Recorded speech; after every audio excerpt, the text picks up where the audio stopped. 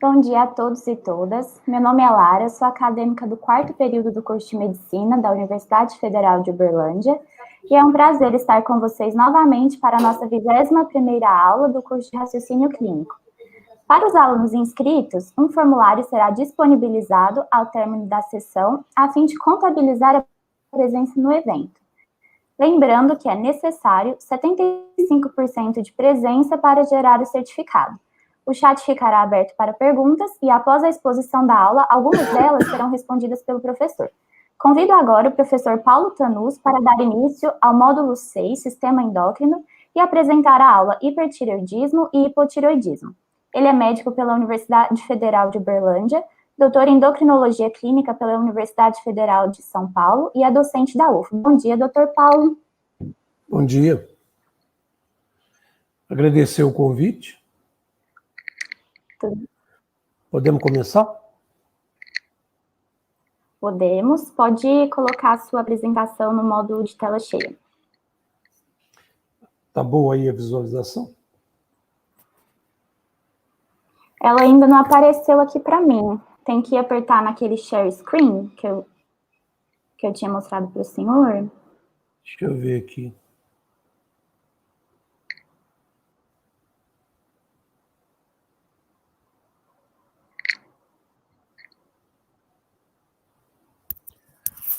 Maria Luísa? Oi. Tem um share screen? Ah, volta lá no aqui.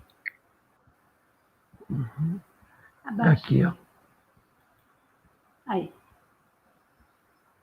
Share.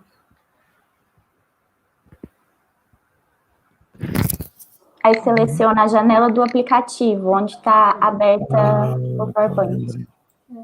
Eu fiz aqui. Já tá rindo de mim. Normal. Agora Isso. Pronto, deu tudo certo. Agora é só colocar na tela cheia.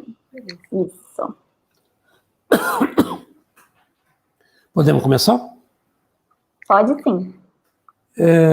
Nós vamos tentar falar o hipotireoidismo, a fisiopatologia do hipertireoidismo e do hipo. Como a parte de hipertireoidismo é muito extensa, se não der, numa outra ocasião a gente fala do hipo. Mas eu tenho a impressão que vai dar. Então vamos lá. Eu gosto muito desse quadro, porque vocês têm um garoto a saltar do quadro e os olhos a saltarem da órbita. Se vocês observarem o faces dele, ele tem um sinal de lead leg. Aparece a esclera logo abaixo da pálpebra superior. O branco do olho aparece quando ele dirige o olhar para baixo.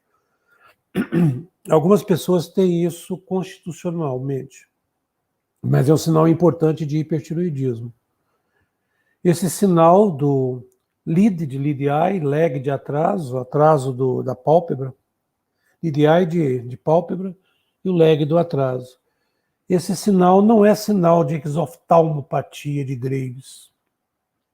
É sinal de retração de pálpebra, que aparece em qualquer hipertireoidismo. Agora, essa carinha de assustado pode ser pelo lead leg, pelo atraso da pálpebra, ou pode ser do Graves, a protusão do globo ocular. A protusão é do Graves. Agora, o atraso da pálpebra, qualquer hiper pode levar. O que a gente chama de tireotoxicose? Tireotoxicose é o conjunto de sinais e sintomas decorrente do aumento de hormônios tireoidianos livres na circulação.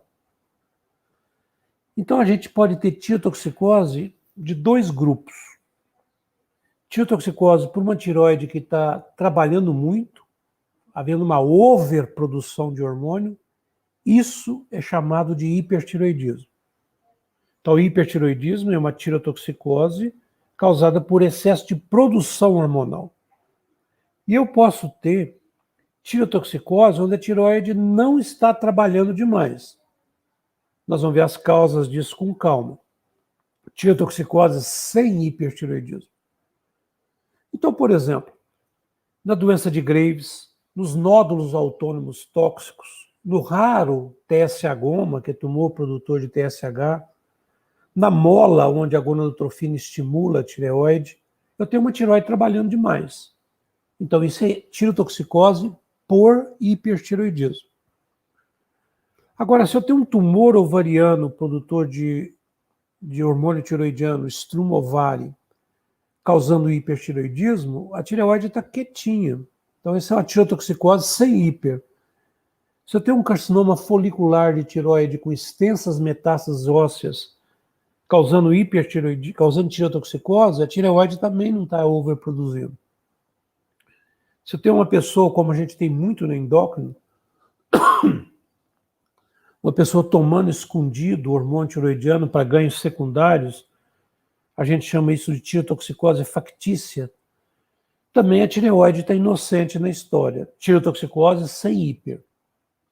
E a causa mais comum de todas as tireotoxicoses sem hipertireoidismo, que é a tireoidite destrutiva. Anticorpos ou vírus, ou trauma mecânico, ou radiação, destruindo, ou amiodarona, destruindo os folículos tireoidianos e o conteúdo intrafolicular caindo no sangue. Isso é tireoidite destrutiva. De novo, a tireoide não está overproduzindo, ela está sendo destruída. Então, também uma tireotoxicose sem hiper. A causa mais comum de tireotoxicose sem hiper é uma tireoidite destrutiva. Ou a tireoidite de Kervin, que provavelmente é viral, com dor, febre, ou a mais comum de todas as tireoidites destrutivas, que é a autoimune, chamada de linfocítica subaguda, uma variante do Hashimoto. Ou a tireotoxicose induzida por amiodarona do tipo 2, onde a amiodarona provoca a ruptura dos folículos. Ou alguém que sofreu uma tentativa de esganadura e o sujeito ficou apertando o pescoço e aí dá uma tireoidite destrutiva mecânica, cinto de segurança pegando forte no pescoço durante um acidente, pode provocar a ruptura de folículos e uma tireotoxicose destrutiva e não hipertireoidismo. Esse slide também eu gosto muito. Ele mostra um tirócito, que é o tirócito, uma célula de tireoide, que é o tirócito, com seu receptor transmembrana. Todo hormônio peptídeo, o receptor é transmembrana, enquanto que os esteroides derivados do colesterol e as aminas, como é o caso do hormônio tireoidiano e de catecolaminas, o receptor é nuclear.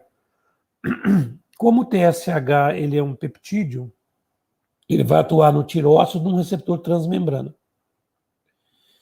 Então, três coisas diferentes podem estimular a tireoide. O TSH, que é o fisiológico, deixa de ser fisiológico se eu tenho o raríssimo tumor hipofisário produtor de TSH, que é chamado de TSH-goma ou tireotrofoma. Além do TSH, a etiologia da doença de Graves, que é uma IgG, que é capaz de se ligar no receptor transmembrana e estimular o tirócito. Essa IgG é chamado de TSAB. Aqui em cima está escrito TRAB, TRAB é a técnica para dosar. TSAB é Thyroid Stimulate Antibody, anticorpo estimulador da tireoide. Então, no Graves, esse TSAB se liga ao receptor transmembrana. Observem como o domínio extratireoidiano do receptor é muito maior que o domínio intratireoidiano. Os receptores peptídeos, receptores de membrana, são assim mesmo. Então, quem pode estimular a tireoide? O TSH, por exemplo, do tireotrofoma, o TSAB, do Graves, ou a gonadotrofina. Nós vamos ver agora mesmo que quando a mulher engravida, os níveis de TSH caem, porque a gonadotrofina estimula a tireoide. E quando existe um tumor gonadotrófico, uma mola, eu tenho um hipertireoidismo. Esses 4 desenhos, os 3 que eu falei, que são alguém estimulando a tireoide, e o quarto que eu vou falar que não tem ninguém estimulando, são causas de hipertireoidismo. Quer dizer, tireotoxicose por hipertireoidismo. O TSAB, do Graves, estimulando a tireoide, então a tireoide vai trabalhar demais. Hipertireoidismo. O TSH de um tireotrofoma, a tireoide vai trabalhar demais. Hipertireoidismo. A gonadotrofina de uma mola, tem semelhança estrutural, nós vamos ver, com TSH. Ela tem semelhanças com TSH. Então, na mola, ela é capaz de estimular o tirócito e provocar hipertiroidismo. A quarta causa, que é essa que está aqui embaixo, de hipertiroidismo, não existe ninguém estimulando a tireoide. Essa quarta causa é a verdadeira autonomia da tireoide. Por que autonomia? Vocês estão vendo no desenho do receptor uma mutação ativadora. Então, são nódulos da tireoide, um ou mais, com mutações ativadoras no receptor transmembrana. O que significa isso? Significa que esse receptor começa a funcionar sem ninguém estar estimulando. Por isso que a doença de Plummer, ou os bossos nodulares tóxicos, são verdadeira autonomia da tireoide. Não é de toda a tireoide, só das áreas nodulares. Aí essas áreas com autonomia começam a produzir muito hormônio. Esse receptor mutado, ele ativa a adenilciclase, forma MP cíclico intratirócito, que vai determinar o excesso de formação de hormônio. Então, aqui nesse gráfico, vocês têm as 4 principais causas de hipertiroidismo. O Graves, com o anticorpo, o tirotrofoma, raríssimo, a mole datiforme e a doença de Plummer, que são os nódulos únicos ou múltiplos tóxicos. Então, os tóxicos, por exemplo, aqui um adenoma único, é o que eu falei. A fisiopatologia é uma mutação somática que ativa o receptor do TSH, sem ninguém estar mandando o tirócito trabalhar, o receptor está ativado e começa a produzir muito hormônio. Então, vamos falar primeiro da causa mais importante de tirotoxicose por hipertiroidismo. A causa mais importante de tirotoxicose sem hiper são as tiroidites destrutivas.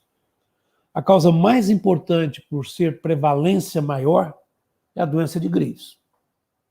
A doença de Graves é uma doença muito estranha. Primeiro, o hipertiroidismo é provocado por um anticorpo.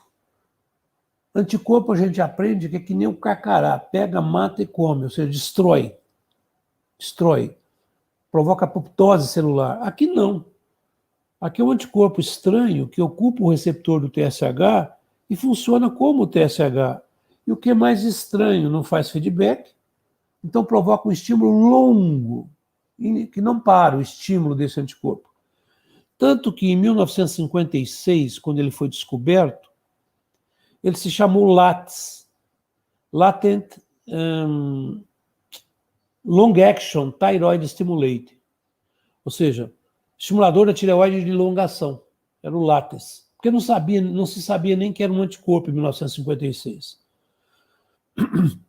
Então o hipertiroidismo é estranho, porque é um anticorpo que, em vez de destruir o tirócito, estimula a fazer trabalhar demais. Outra característica da doença é um bócio difuso, hipervascularizado. A vascularização é intensa, tanto que no ultrassom, como o vaso no Doppler aparece em vermelho, é chamado de inferno tiroidiano, porque toda a tiroide fica vermelhinha pela hipervascularização. O TSH, ele estimulando o tirócito, ele leva à formação de GF1, que faz crescimento e proliferação de células. E aí vêm as coisas mais estranhas, a doença ocular. Os olhos são acometidos na doença de Graves com edema palpebral, edema dos músculos extraoculares, levando a diplopia, levando a estrabismo, edema retroocular, levando a protusão dos globos oculares, fazendo a exoftalmopatia, exof para fora. Por que acontece isso lá no olho, gente? O que a tireoide tem a ver com o olho? E aqueles receptores transmembranas do TSH que eu mostrei, eles existem não só na tireoide, eles existem em adipócitos e fibroblastos. Então, como o TSAB, o anticorpo, estimula intensamente e prolongadamente, ele faz isso não só com o tirócito, mas faz isso com fibroblastos, com adipócitos da região ocular, provocando um processo inflamatório em pálpebra, em músculos extraoculares, processo inflamatório retroocular, e na pele, em algumas regiões da pele, que nós vamos falar agora mesmo.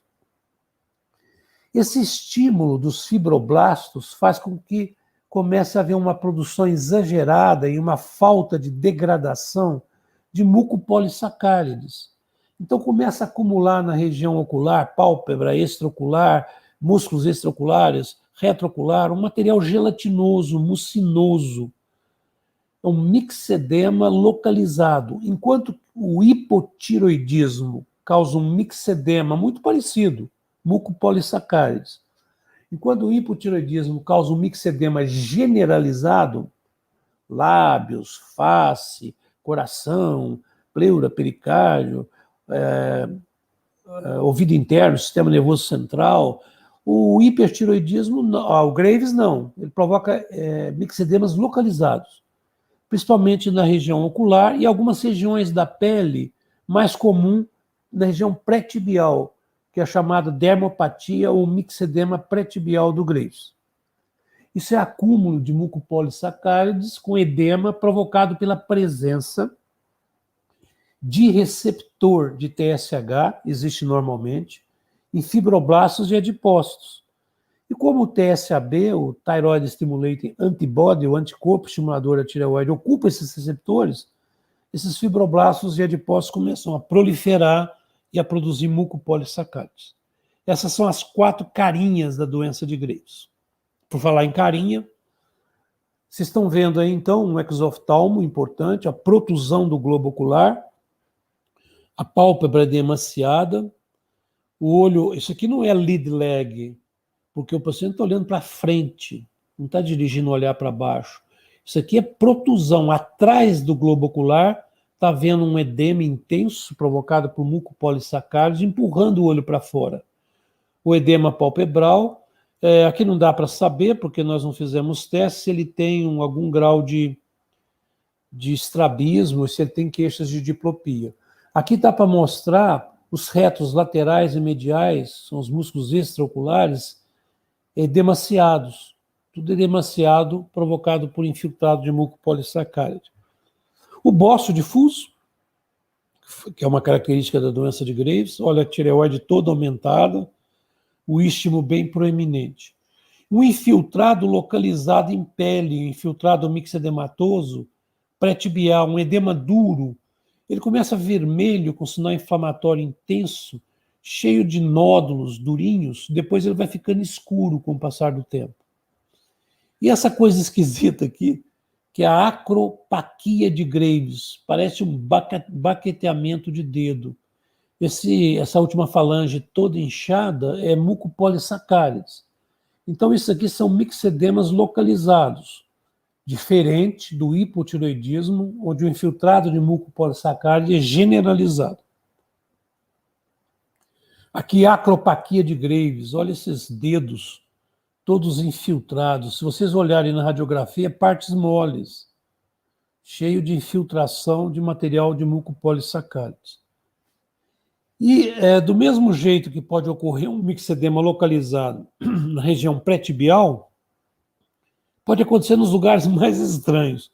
Isso aqui foi publicado agora, não saiu a data, mas é no New England, se eu não me engano, e foi publicado agora, esses dias agora, uma massa dura junto do primeiro dedo aqui do pé. E isso aqui é mixedema localizado, ou seja, é o anticorpo, o TSAB, se ligando a fibroblastos e adipócitos pelo receptor da região e fazendo essa proliferação de tecido mucinoide aqui, de mucopolissacárides. Isso aqui fala que é uma massa recorrente porque o cirurgião retirava e voltava, retirava e voltava. Então, a causa mais comum de Graves nas regiões, de hipertiroidismo, nas regiões suficientes em iodo, é a doença de Baseddow-Graves. Baseddow, o alemão, Graves, o inglês, que descreveram a doença. Nas regiões pobres em iodo, quando a deficiência de iodo é muito importante, elas formam bócio. São regiões endêmicas de bócio. E quando se forma bócio, há uma tendência da tireoide nodular. Começa a haver proliferação de células e pode formar nódulos. E esses nódulos, com o passar do tempo, podem se tornarem autônomos. Ou seja, a doença nodular tireotóxica, a doença de Plummer, vem de um bócio nodular atóxico, sem hiper, de longa evolução. Então, em regiões carentes em iodo alimentar, às vezes o bócio nodular tóxico supera a doença de Graves em prevalência. Mas nas regiões plenas de iodo, como os Estados Unidos, Brasil, Japão, Canadá, a maioria dos países europeus, a doença de Graves é a doença mais comum. Em regiões montanhosas do Peru, no passado, em regiões montanhosas da Itália, a doença nodular tóxica era mais comum. Hoje, na Itália, existe a iodação, não sei se lá é no pão ou no sal, não me lembro. E aí a prevalência de bócio lá caiu e o Graves já domina essas regiões montanhosas. Quanto maior o teor de iodo alimentar, maior a prevalência de Graves e de doenças autoimunes de tireoide, como o Hashimoto. E quanto menor o teor de iodo alimentar, maior a prevalência de bócio, de papeiras e de doença nodular tóxica. A doença de Graves, como ela é doença autoimune, como toda doença autoimune, ela pode entrar em remissão clínica.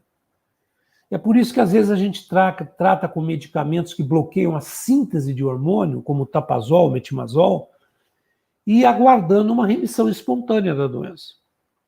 Já a doença nodular tóxica, ela provoca um hipertireoidismo progressivo. Claro, porque você tem uma mutação no receptor, então não vai entrar em remissão. O tratamento deve ser, de preferência, ablativo, ou com iodo radioativo ou com cirurgia. A única situação onde um nódulo que tem mutações... Porque existe uma situação que a gente chama de pré-Plummer, onde o nódulo tem áreas de autonomia, mas o volume de células, a quantidade de células com autonomia, não é grande, é pequena. Então o paciente ainda está em eutiroidismo, fica com TSH no limite inferior. Nós vamos ver agora mesmo que quando tem excesso de hormônio tiroidiano, o TSH cai. Quando tem falta de hormônio tiroidiano, o TSH sobe. Então, às vezes, vocês pegam um paciente que tem um nódulo e o TSH, que é normal de 0,4 a 4, vem 0,4, 0,3, outra hora vem 0,5. Aí você pede a cintilografia, aquele nódulo é hipercaptante. É uma situação pré-tóxica, tem tendência a hiper. Esse camarada, se ele entrar em contato, que é a última frase desse slide, se ele entrar em contato com excesso de iodo, de um contraste, de um cateterismo, de amildarona, ele pode fazer um hipertireoidismo e depois que limpa o iodo, que o organismo limpa esse iodo urinando ao longo dos meses, ele pode sair do hiper e voltar para aquela situação limítrofe que eu falei com o TSH no limite inferior. Ou seja, bócio nodular tóxico, a grande maioria das vezes, é um hiper progressivo, não vai entrar em remissão. A não ser quando é alguém que tem algum nódulo pequeno, autônomo, e que entrou em contato com excesso de iodo. Aí talvez ele entre em remissão. Bom, das tireotoxicoses sem hiper, disparado, as tireoidites são as mais importantes. Se bem que lá no nosso serviço de endócrino, a gente vira e volta está atendendo pessoas tomando hormônio tireoidiano escondido para ganhos secundários, ou com familiares, ou no trabalho. E aí o diagnóstico é bastante difícil, porque a pessoa não conta. Mas das tireoidites destrutivas, fazendo ruptura dos folículos, julgando hormônio na circulação, e a tireoide não está produzindo excesso de coisa alguma, a mais comum de todas é a tireoidite indolor, ou tireoidite subaguda linfocítica, que é uma variedade da tireoidite de Hashimoto, onde você tem um ataque dos anticorpos, rompe os folículos, provoca uma tireotoxicose que desaparece. Por que desaparece? Claro, está rompendo os folículos, então vai destruir e depois vem um hipotiroidismo. E às vezes a recuperação, porque a tireoide pode se refazer. Essas coisas não foram descobertas há muito tempo, não. A primeira tireoidite linfocítica destrutiva que foi descrita foi a pós-parto, que é esse terceiro item aqui do slide, que é a mesma tireoidite indolora, tireoidite subaguda linfocítica, que ocorre em torno do terceiro mês de puerpério. Nós vamos ver por quê.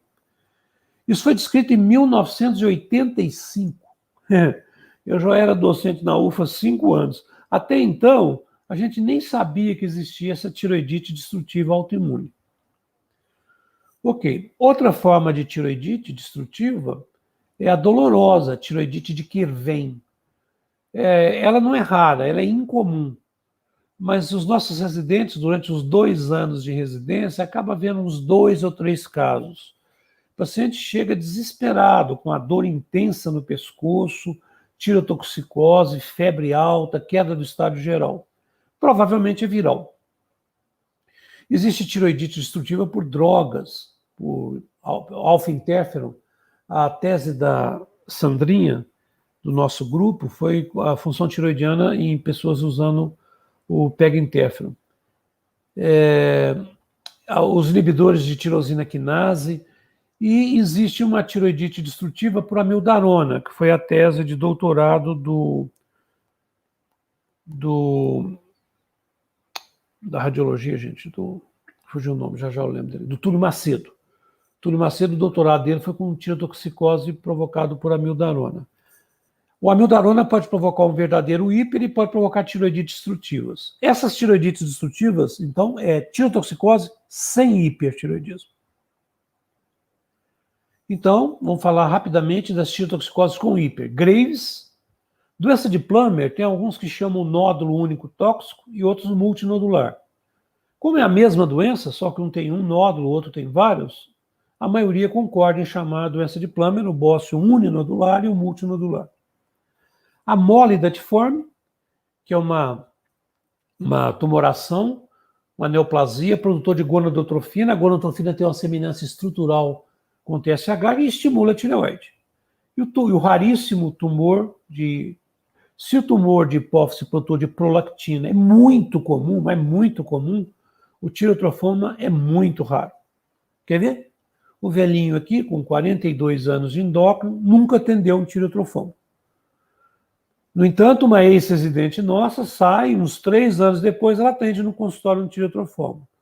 Uma injustiça aí, mas aconteceu.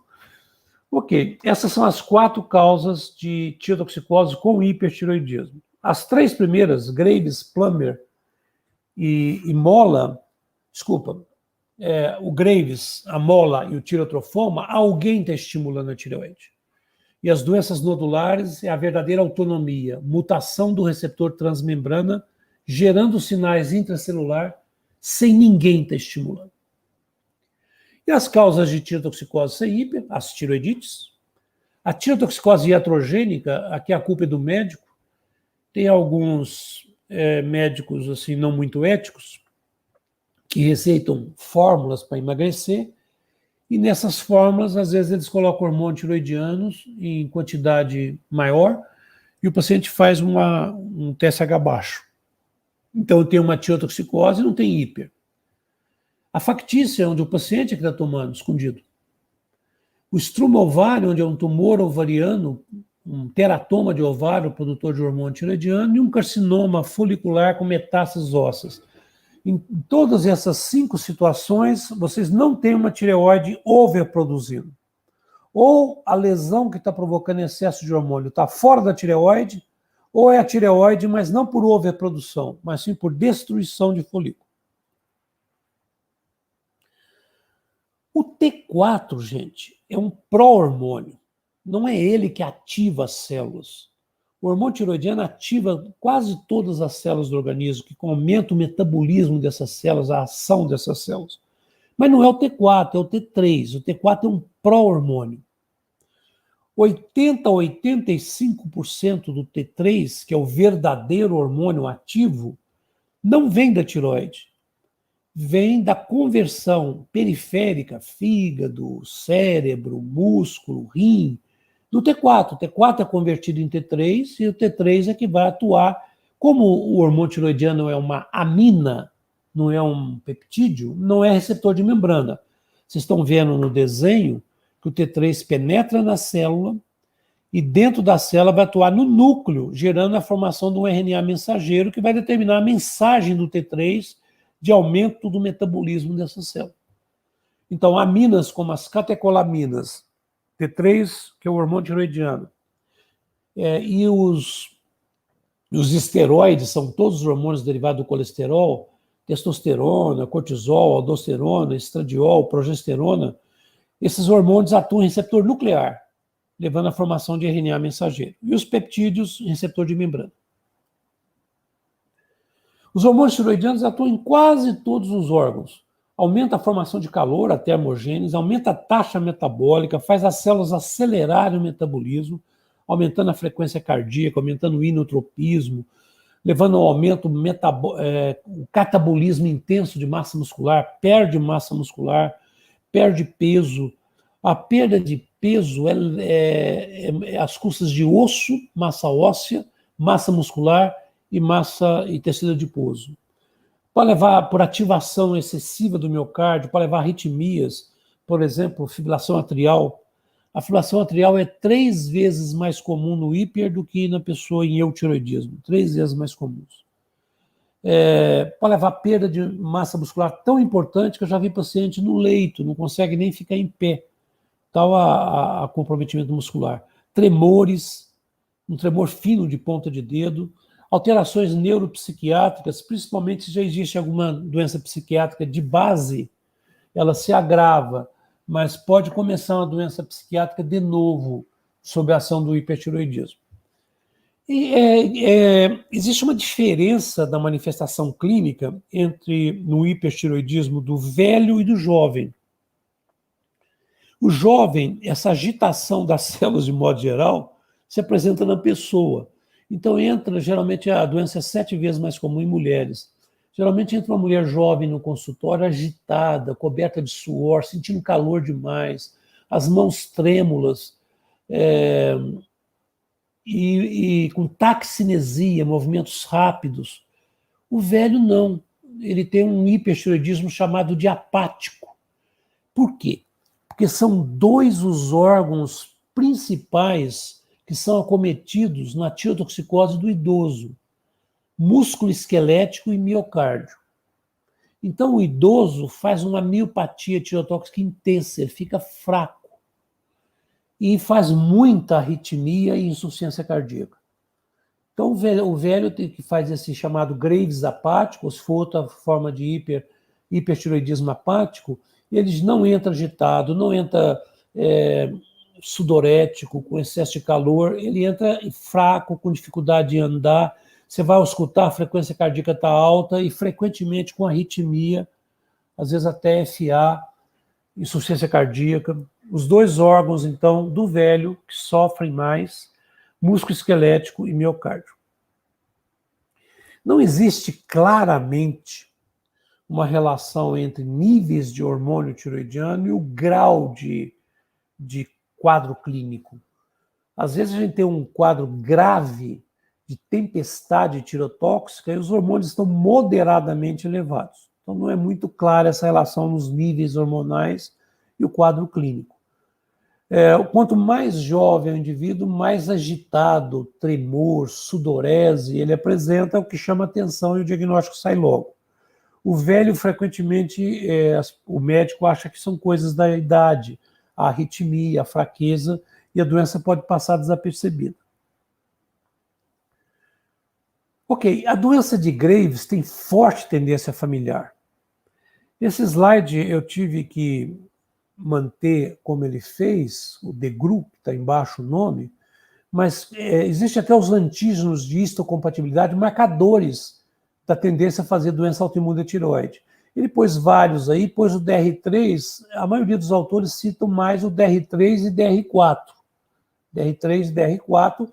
Então, existem antígenos HLA marcadores do risco de ter doença autoimune de tireoide. Tanto o Hashimoto, quanto o Graves. O Graves, então, é provocado por autoanticorpo, quanto o receptor do TSH. E que faz esse receptor ativar as células sem ninguém estar mandando. Aliás, é sob o comando do anticorpo. Como não se sabia que era um anticorpo, chamava-se LATS, Long Action Thyroid Stimulator, estimulador da tireoide de longação. Hoje a gente sabe que é um anticorpo, então a gente chama de Thyrotropin Stimulator Antibody. Para não deixar o LATS esquecido, a gente fez uma homenagenzinha a ele e botamos o nome da nossa associação, Latin American Thyroid Society, LATS. Nessa doença, a gente tem uma ativação imunológica. E os linfócitos, principalmente os linfócitos que estão infiltrando a tireoide, é que produzem os anticorpos. Tanto o antitiroperoxidase e antitiroglobulina, que são os anticorpos mais comuns na doença na tireoide de Hashimoto, quanto o TSH. É importante saber que vai aparecer muito escrito TRAB. TRAB é uma técnica para dosar qualquer anticorpo que se liga ao receptor de TSH. Nós vamos ver que existem 3 tipos. É um ensaio de radioreceptor que pega qualquer anticorpo que se liga ao receptor. E pode ser um anticorpo estimulador, TSAB, pode ser um bloqueador, TBAB, ou um, entre aspas, neutro. Nós vamos ver agora mesmo. Então, na doença de Graves, a vítima é o receptor do TSH.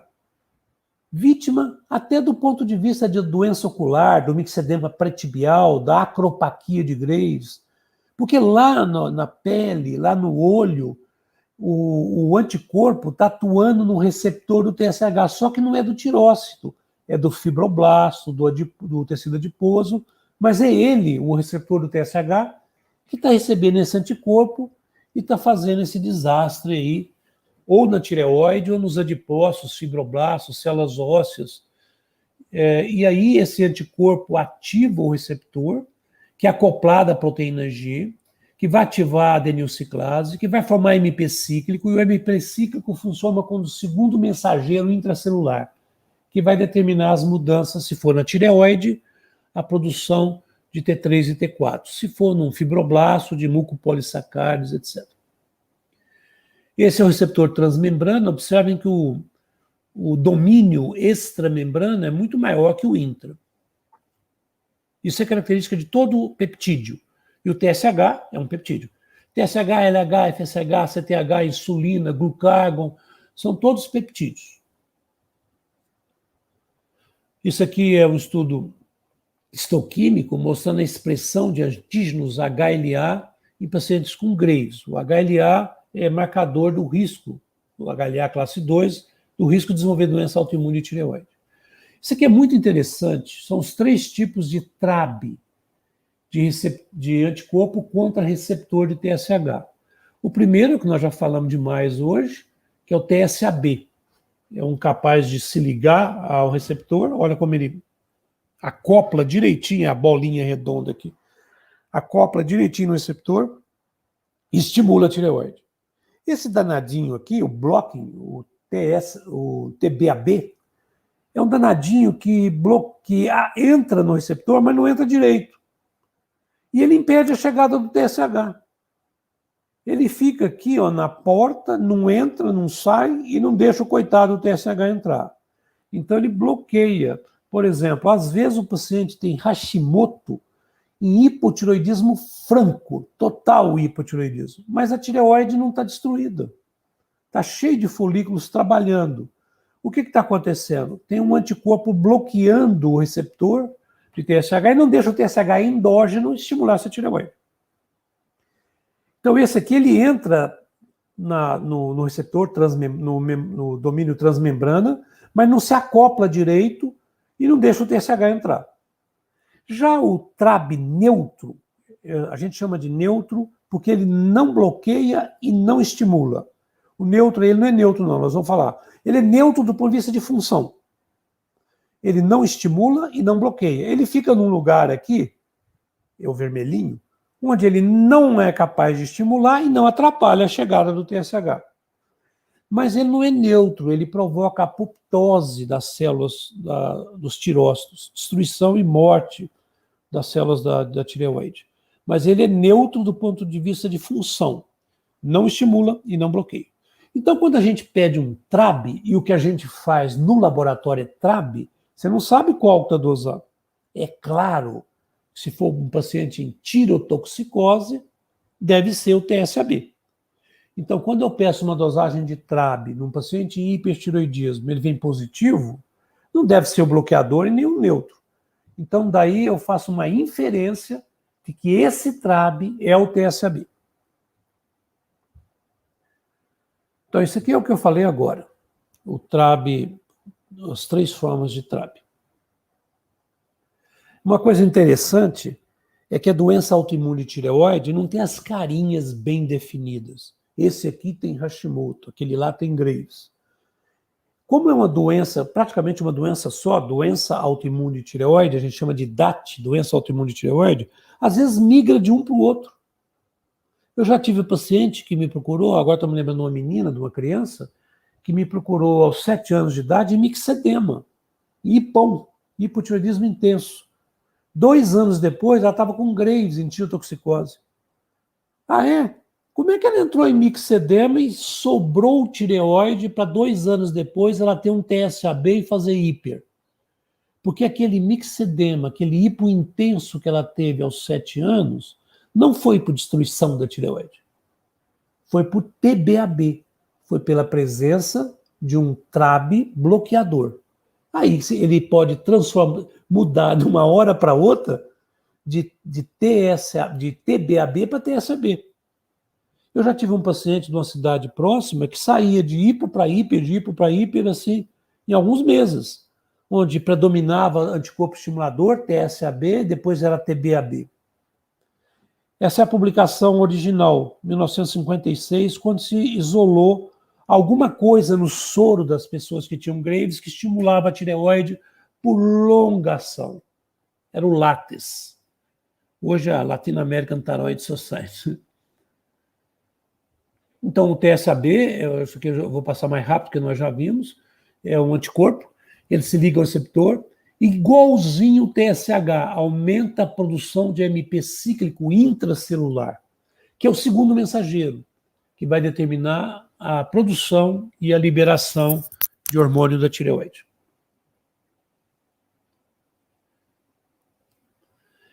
A gente sabe que é genética a doença e que tem predisposição familiar. Nossa, é forte a predisposição familiar. Como o Hashimoto é muito mais comum que Graves, muito mais comum, a tireoidite Hashimoto é a doença autoimune mais comum no planeta.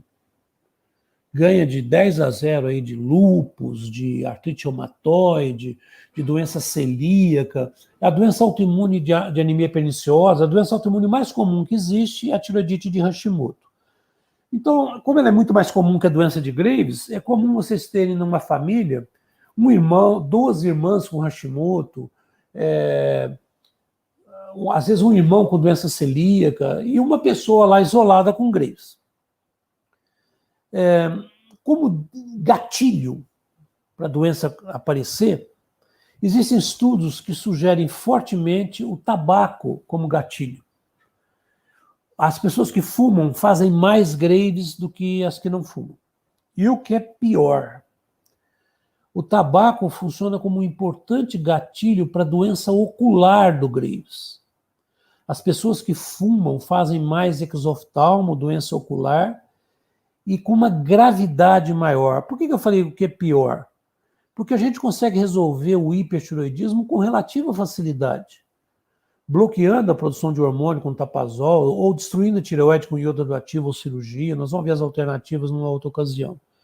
Mas o quadro ocular é de tratamento mais duro, mais difícil. E o tabaco aumenta o risco tanto do Graves como um todo, mas principalmente do quadro ocular. Como eu falei agora mesmo, numa população, quando maior a ingestão de iodo, maior a incidência e a prevalência das doenças autoimunes de tireoide, como Graves e o Hashimoto. Tem estudos mostrando que o estresse emocional, perdas na família, pode funcionar como gatilho. A gravidez é interessante, a gravidez. A gravidez, durante a gravidez, a doença autoimune tireoide entra em remissão. Ué, por que eu botei ela aqui? Porque no pós-parto existe uma ativação. Então, durante a gravidez, tanto Hashimoto quanto Graves costuma entrar em remissão. É muito comum uma mulher com Graves engravidar, você fala, nossa, agora vai ser complicado, tem que dar droga antireoidiana, de repente ela entra em remissão, desaparece o hiper. Então, há uma tendência de, na gravidez, desaparecer o hipertireoidismo e ele recrudescer no pós-parto. Isso acontece de maneira geral com as doenças autoimunes na gravidez. O TRAB é um excelente exame para se pedir para diagnosticar o Graves. Porque ele não é caro, não é radioativo como uma cintilografia da tireoide, não vai expor o paciente à radiação, não precisa marcar um ultrassom com Doppler, que é outra maneira de fazer o diagnóstico. Quase todos os pacientes com Graves, a sensibilidade dele é maior que 95%. Quase todos os pacientes com Graves têm um TRAB positivo. Claro, se tem hipertireoidismo, o TRAB é positivo, deve, como diz o mineiro, deve de ser o TSAB, porque está em hiper.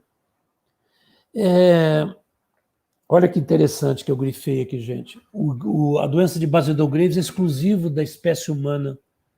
Não existe animais com Graves.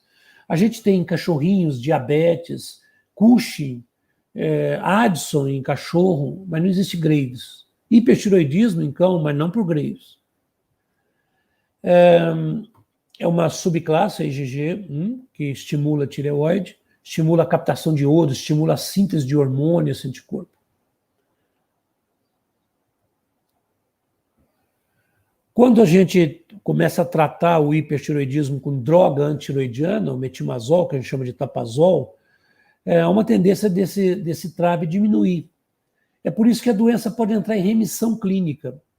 A gente chama de tratamento clínico da doença de Graves quando a gente trata por um período de 1 a 2 anos com tapazol. O que faz o tapazol? Bloqueia a síntese de hormônio. Bloqueia a síntese. Como com o tratamento prolongado os anticorpos caem, inclusive o TSAB, a esperança é que quando a gente suspende a droga, no momento de suspender, a doença não volte. Isso se chama remissão imunológica. Então, o tratamento clínico é deixar o paciente em eutiroidismo, bloqueando a síntese com tapazol ou propiltiracil, e depois de 1 a 2 anos, suspender a droga e ver a possibilidade de ter entrado em remissão clínica. No momento que eu vou tentar suspender o tapazol, eu devo dosar um TRAB.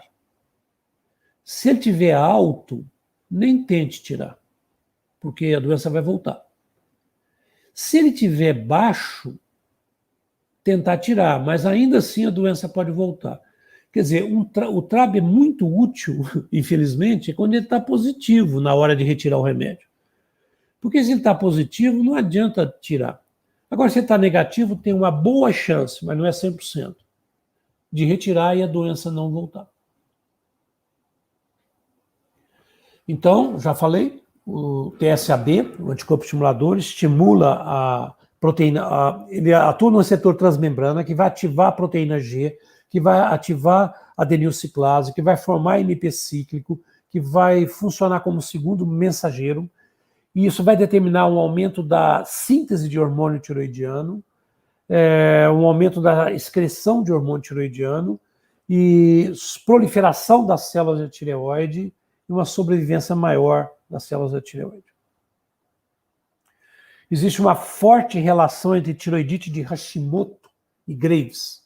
Muitas pessoas têm os dois, tem Graves e tem Hashimoto. Alguns Graves caminham espontaneamente para hipotiroidismo, por causa do componente de destruição de tecido, de fibrose, que é o componente tiroidite autoimune, Hashimoto. É comum a apoptose celular. E eu falei agora mesmo que tem gente que apresenta-se como Graves e evolui para Hashimoto com hipo. Outros fazem o contrário, se apresenta como Hashimoto em hipo e evolui para Graves. Como? Se não destruiu a tireoide? Esse Hashimoto com hipo que evoluiu para Graves, a causa do hipo não foi destruição, esse caso específico. Foi TBAB. Foi o TRAB bloqueador que impediu o TSH de estimular.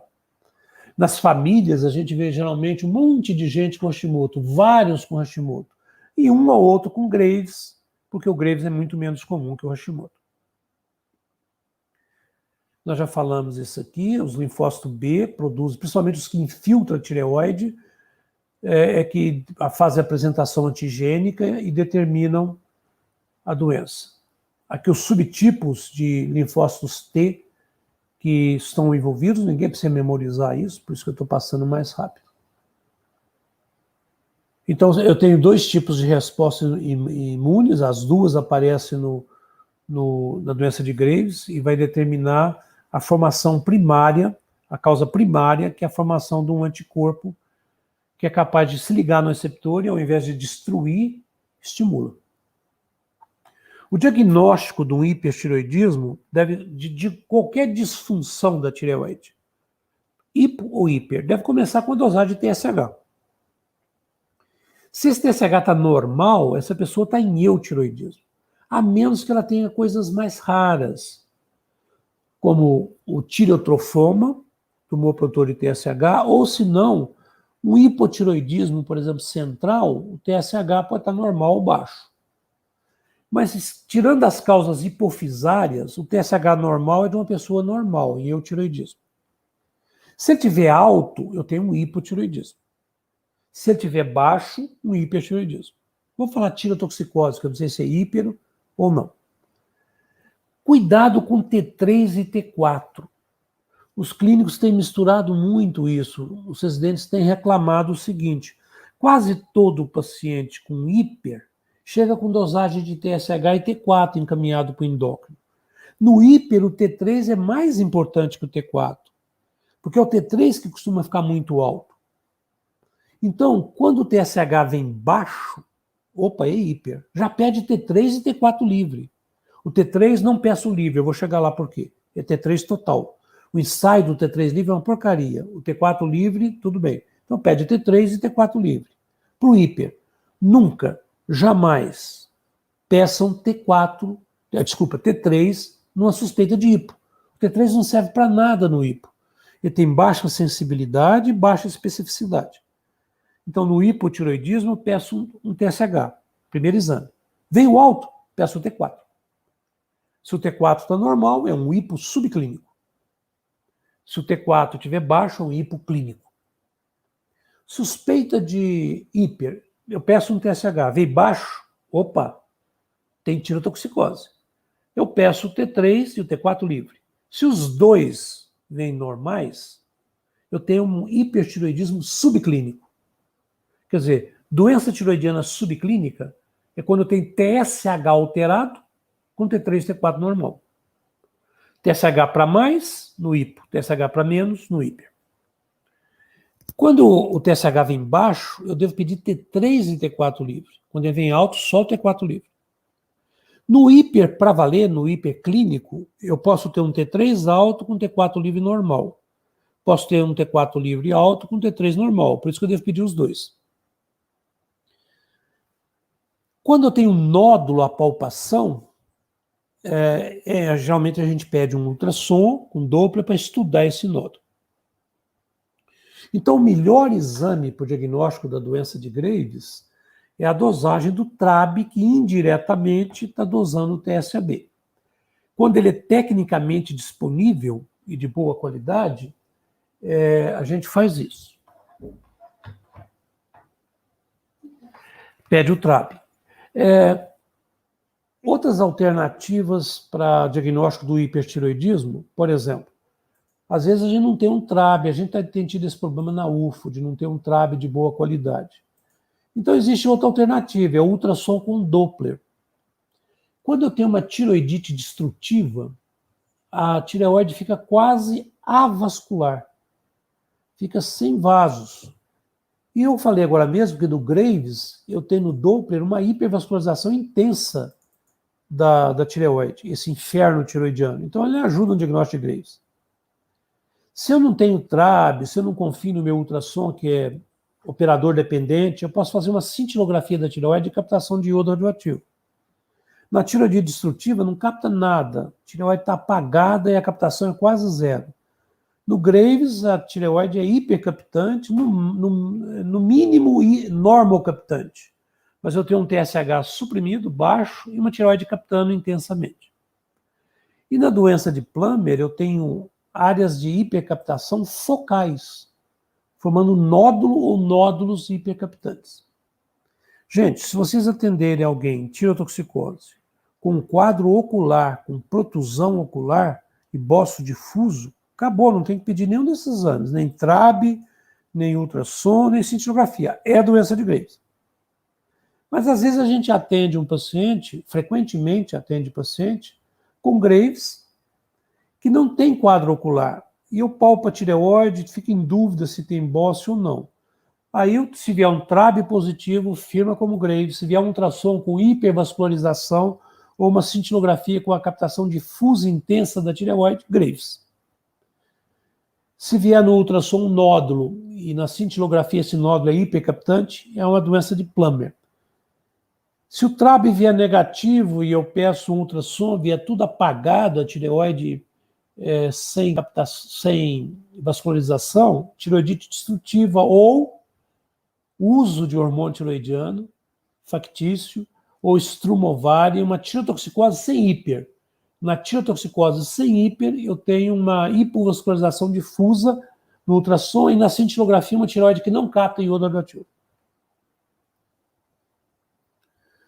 Olha para o primeiro parágrafo, é o que eu falei agora. Se o paciente tem bócio difuso e doença ocular, bócio difuso, doença ocular e um hipertireoidismo, não é preciso pedir TRAB, nem ultrassom com Doppler, nem cintilografia.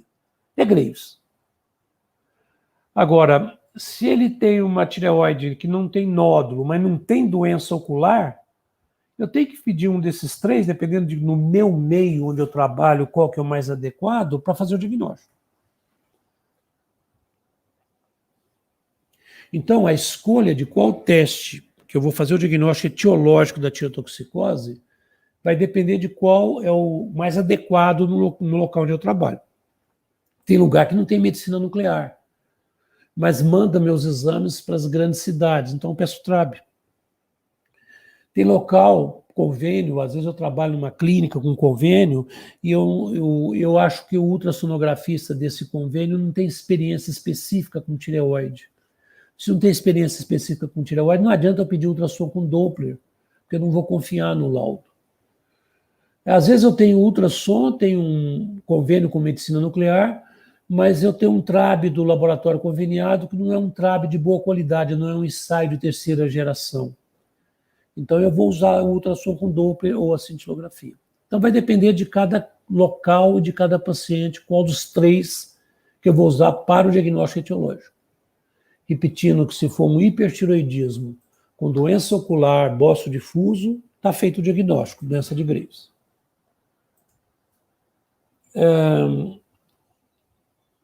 Só chamando aí, será que dá para eu falar de fisiopatologia do hipo?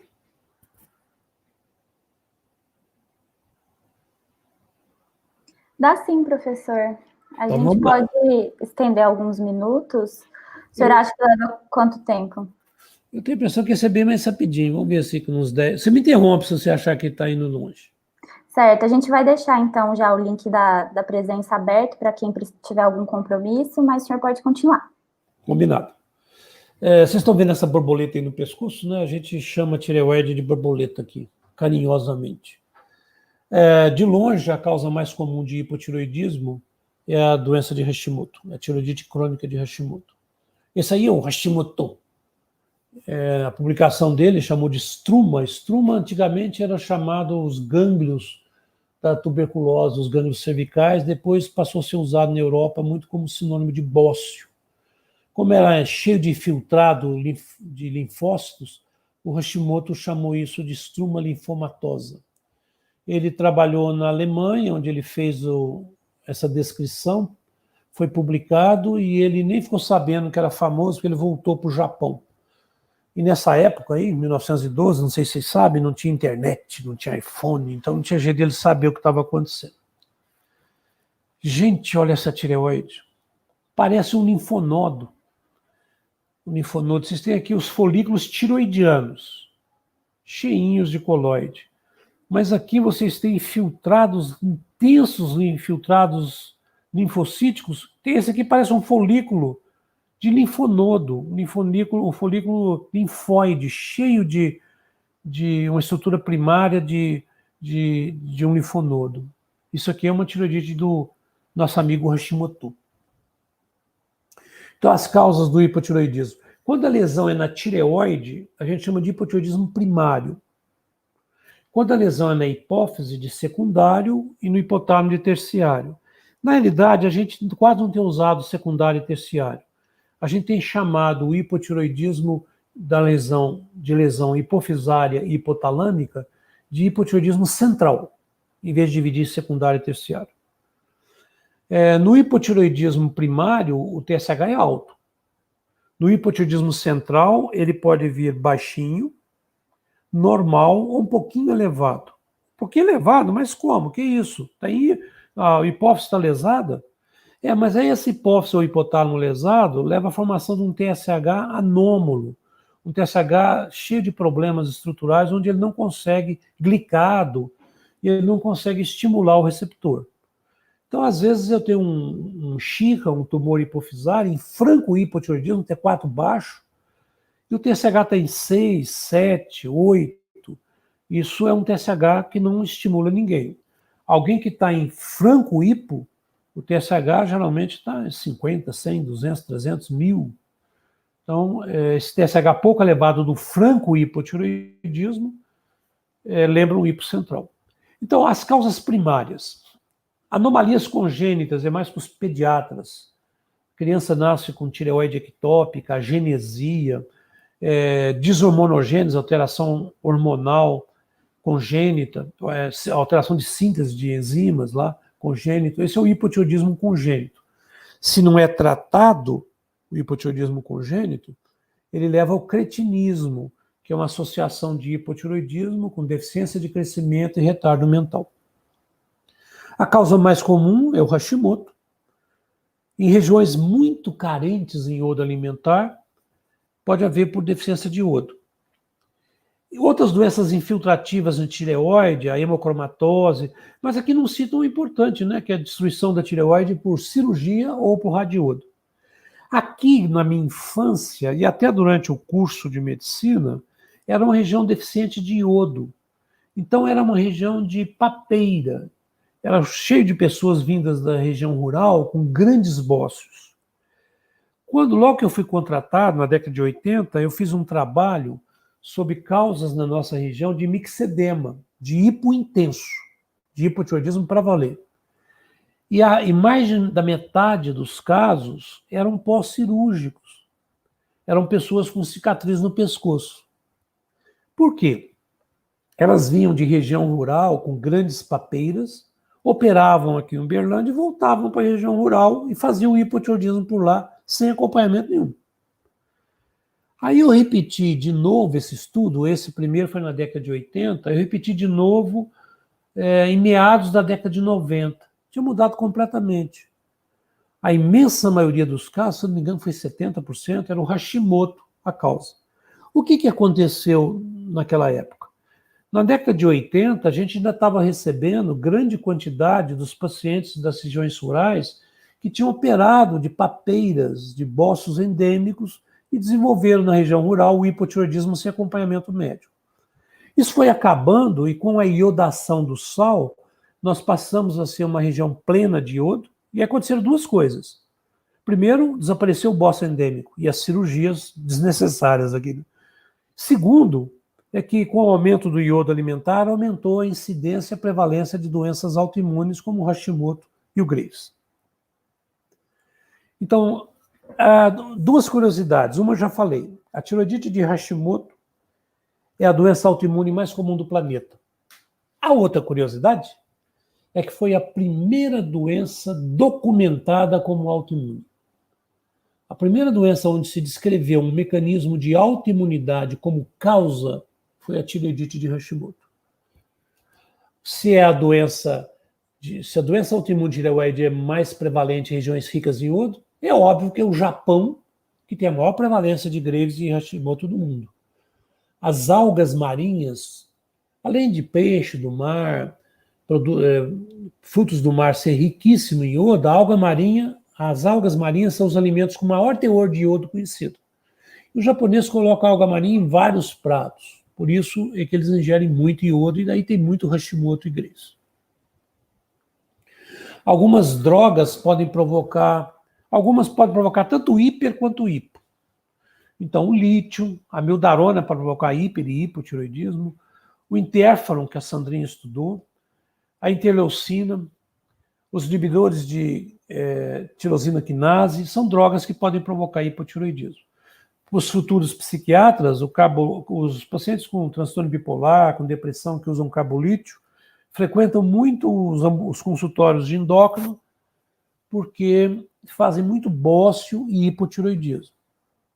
O amildarona também é uma causa importante, tanto de tirotoxicose quanto de hipotiroidismo. Então, na tireoide de Hashimoto, eu posso ter um hipotiroidismo que pode ser transitório ou permanente. Quando é por, isso nós já falamos, quando é por destruição de tecido tiroidiano, é permanente. Um paciente que faz um mixedema e tem a tireoide impalpável, alguém pediu um ultrassom que não é necessário pedir, mostrou intensa destruição da tireoide, isso aí é um hipo para o resto da vida. Mas nós já comentamos que o Hashimoto pode fazer hipotiroidismos transitórios, por exemplo, pelo TBAB, por exemplo, não, provocado pelo TBAB, que é o anticorpo bloqueador. Se esse anticorpo desaparece, o hipo desaparece.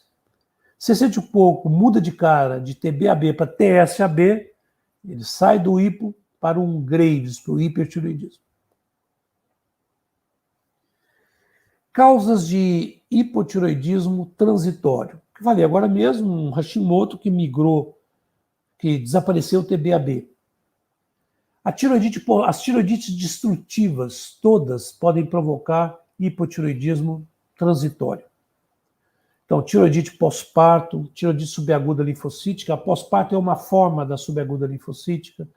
Tiroidite de Kervey, que é uma forma de tiroidite associada a um quadro viral com dor e febre. Essas tiroidites destrutivas, elas têm 3 fases. A fase inicial, que é de tirotoxicose, depois um hipotransitório e depois a grande maioria volta à normalidade. O hipotiroidismo central, onde o TSH está baixo, normal ou discretamente elevado. A causa é ou hipotalâmica ou pituitária. E aí pode ser tumor, pode ser doenças granulomatosas, célula vazia, onde o líquor ocupa o espaço, e eu não tenho produção adequada de TSH. Isso aqui é um esquema que eu vou deixar. Vou mais rapidinho. Gente, é aqui que o endocrinologista aparece legal. O hipotiroidismo, então, franco, não o subclínico. Subclínico é o TSH alto com T4 normal. Quando o T4 está muito baixo prolongadamente, vem o mixedema, que é aquilo que eu falei que no Graves é localizado nos olhos, em algumas áreas da pele. E no hipo é generalizado, um material mucinoide, gelatinoso, começa a infiltrar tudo. A pele fica amarelada, infiltrada, os olhos, vocês vejam a primeira fotografia aqui. Os olhos infiltrados, a pálpebra infiltrada, o nariz fica alargado, os lábios infiltrados, a voz é grossa, rouca. Por quê? Porque as cordas vocais estão infiltradas, dá uma hipoacusia por infiltração mixedematosa no ouvido interno, sonolência, o sistema nervoso central também é acometido, pode haver uma falsa cardiomegalia por infiltrado mixedematoso no miocárdio, pode haver derrame pericárdio, derrame pleural, ascite, quer dizer, é uma infiltração generalizada, o cabelo é seco, quebradiço, pode cair o cabelo. O quadro de pele amarelada é porque o fígado metaboliza o caroteno em vitamina A. E o hormônio tiroidiano é importante nessa metabolização. E o hipotiroideu não consegue metabolizar o caroteno. Então ele faz uma pele carotenoide, acumula caroteno na pele. Por isso fica amarelada. A pele é fria, porque vocês viram que o hipo produz, o hormônio tiroidiano faz a célula produzir mais calor, faz termogênese. Na falta do hormônio tiroidiano, o sujeito não gera calor adequadamente. E tem uma baita intolerância ao frio. Às vezes está um dia quente, ele chega no consultório agasalhado. A fala é arrastada, grossa, os olhos infiltrados. Aí vai no endócrino, ele receita um comprimidinho para tomar todo dia de manhã, e alguns meses depois está aqui a carinha da mulher. Restituição e integridade, ou seja, o tratamento do hipotiroidismo leva à normalização. Ele deixa sequelas quando, por exemplo, o hipo leva muito tempo, anos, para ser tratado, e como o hipotiroidismo leva a uma dislipidemia, um aumento muito importante de LDL e colesterol, o sujeito pode fazer aterosclerose coronariana, cerebral, isso não vai ser reversível. Mas se você trata e ele não tem aterosclerose, esses quadros de voz grossa, de hipoacusia, derrame pericárdico, o infiltrado na pele, vai desaparecer tudo. O outro caso irreversível é se você demorar a tratar o hipotiroidismo congênito. A criança que nasce, por isso que existe o teste do pezinho. A criança que nasce deve ser feito o teste e diagnosticado o hipotiroidismo tratar imediatamente, senão vai fazer déficit cognitivo, aí irreversível. Olha essa menina, gente. Olha o nariz alargado, olha depois do tratamento, olha o infiltrado dos lábios. Ela parece que fez preenchimento labial. Infiltrado, um hipotiroidismo severo, os lábios bem infiltrados. O cabelo aqui está sedoso. Olha a diferença do olhar. Aqui a falta de vivacidade, aqui já um olhar inteligente, esperto. Claro, a menina tinha 14 anos, então ela não faz déficit cognitivo. Foi só tratar e ela voltou à cognição normal. Esse quadro é impressionante, né? Essa face é a face de batráquio. Lembra um sapinho, né? É uma papada que é infiltrada no mixedematoso, os lábios infiltrados, vejam o olhar, a queda do cabelo. Aí vem o endócrino, dá um remedinho e transforma uma face de batráquio numa carinha de intelectual. Ou seja, transforma o sapinho num príncipe. Isso aqui é o sujeito em eutiroidismo e aqui um hipão. Eu chamo de hipão, é o mixedema. Por que eu chamo de hipão? Porque hoje, como todo mundo pede dosagem de TSH, o clínico, o ginecologista, o pediatra, o cardiologista, é raro a gente atender um mixedema desse. Quando eu vejo um lá no ambulatório, eu ligo na hora para os residentes e correndo lá. Quando eu era aluno e quando eu fazia residência, o TSH não era um exame disponível. Então, a gente atendia hipotiroidismo com essa carinha desse padre.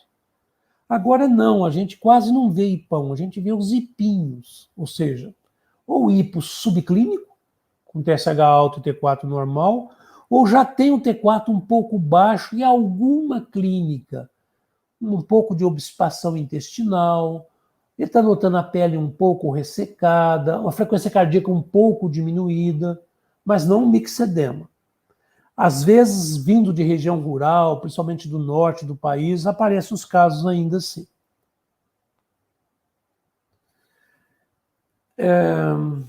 Eu acho que é isso.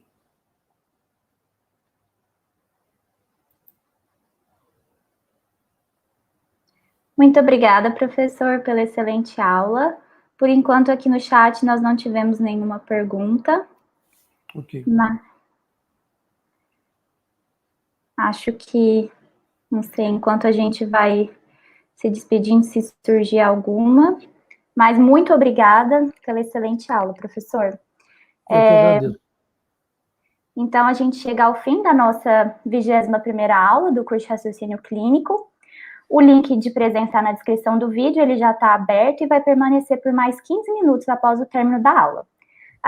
Agradecemos a presença de todos e esperamos vocês na próxima terça, às 8h. Até breve. Muito obrigada, professor. Obrigadão, gente. Tchau. Tchau, tchau.